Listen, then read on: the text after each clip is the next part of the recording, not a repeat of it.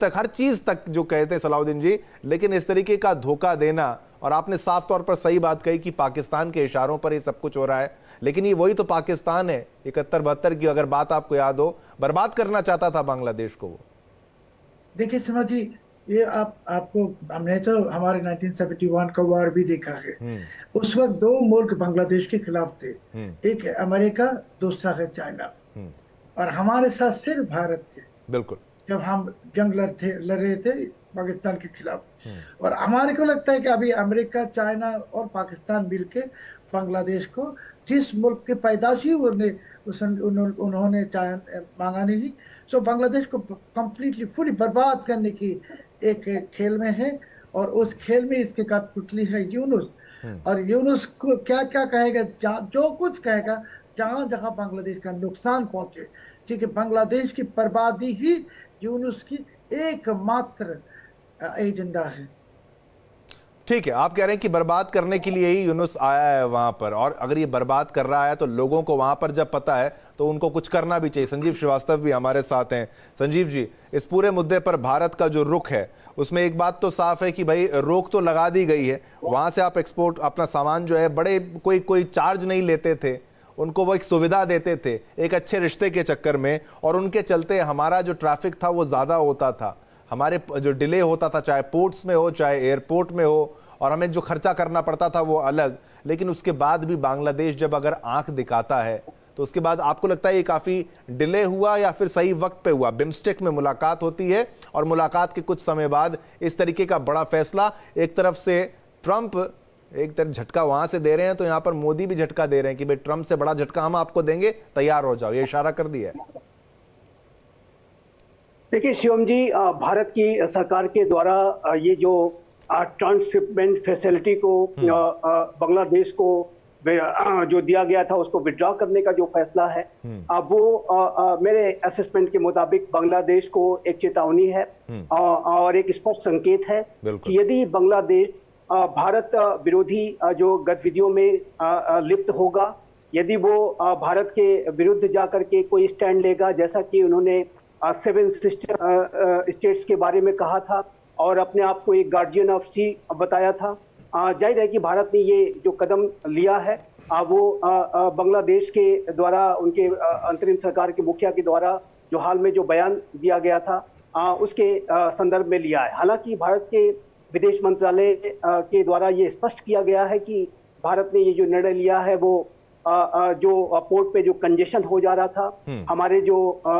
व्यापारी हैं उनके द्वारा भी ये मांग की जाती थी कि जो ट्रांसशिपमेंट फैसिलिटीज से हमारे अपने व्यापारियों को असुविधा होती है, तो भारत की तरफ से जरूर ये क्लैरिफिकेशन दिया गया है कि ये जो स्टेप है ये हमने अपने हितों को ध्यान में रख करके लिया है। लेकिन यदि रीड बिटवीन द लाइंस जिसको हम कहते हैं, यदि इसके जो संकेत को बांग्लादेश अगर समझने की कोशिश करे तो ये संदेश बहुत स्पष्ट है कि भारत यदि चाहे तो बड़ी कार्रवाइयां कर सकता है, बड़े स्टेप्स ले सकता है। बांग्लादेश की जो इकोनॉमी है वो भारत के ऊपर हैवीली डिपेंडेंट है। बांग्लादेश एक ऐसा राष्ट्र है जो भारत के साथ 90% तक की सीमा जो है शेयर करता है, और बांग्लादेश का अस्तित्व ही भारत के सहयोग से हुआ था। बांग्लादेश का आज जो उत्थान और विकास हुआ है उसमें भारत की सबसे बड़ी भूमिका है, और यदि बांग्लादेश को अपने भविष्य को बेहतर रखना है, यदि अपने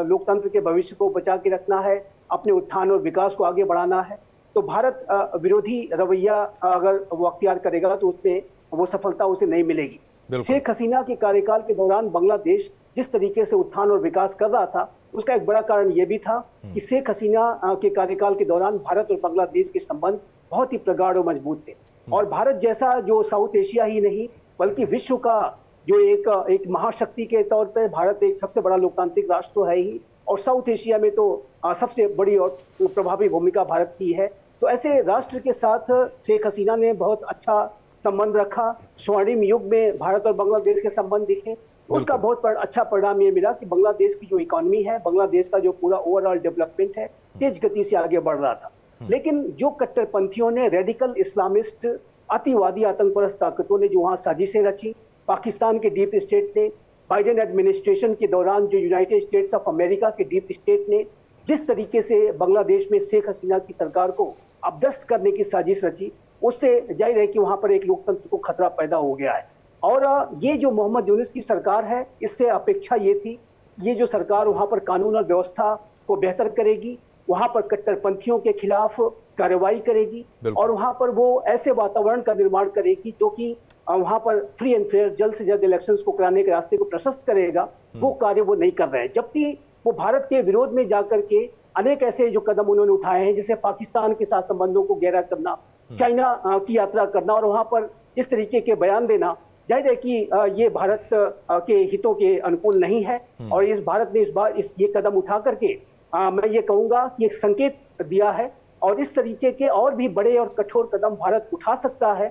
ये इस बात का जो संकेत है वो भारत ने दे दिया है। अब ये बांग्लादेश की सरकार और वहां की मोहम्मद यूनुस की सरकार पर निर्भर करता है कि इस संकेत और इस तरीके के एक चेतावनी भरे कदम से वो कुछ सीखें, कुछ सबक लें, नहीं तो कहीं ऐसा न हो कि भारत को और भी कठोर कार्रवाइयां करनी पड़े। और एक अंत में एक बात और भी कहूंगा इस आपके सवाल के जवाब में, कि जो हिंदू कम्युनिटी जो बांग्लादेश की है उसको सुरक्षित और संरक्षित करने के लिए, उनको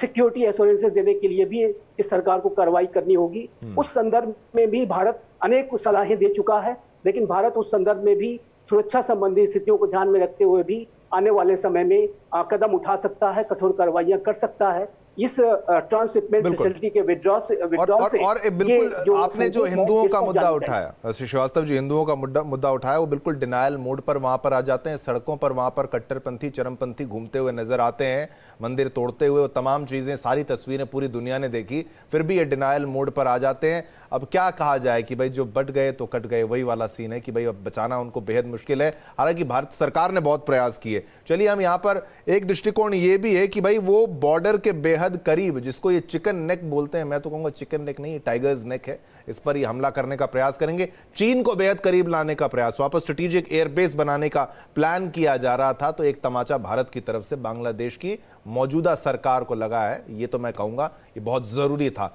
अमित भी हमारे साथ इस वक्त हैं।